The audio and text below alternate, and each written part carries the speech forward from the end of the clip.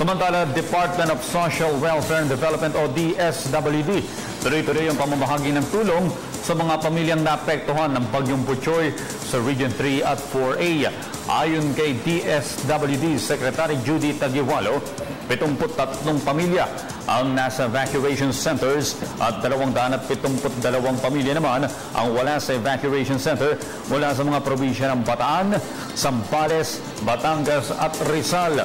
Nasa 200 family food packs ang naipamahagi na sa mga apektadong residente sa lalawigan ng Bataan, habang 1,000 family food packs naman ang nakahandang ipamigay sa Rizal at 897 naman sa Batangas. Ang 60,000 family food packs ay na-deliver na mula sa DSWD Field Office mula sa National Resource Operations Center upang matiyak na kahandaan sa pagbibigay ng tulong sa mga apektado ng kalamidad. Nanawagan naman si DSWD Secretary Taguiwalo sa mga residenteng apektado ng naturang bagyo na ipagbigay alam sa kanila ang kanilang sitwasyon.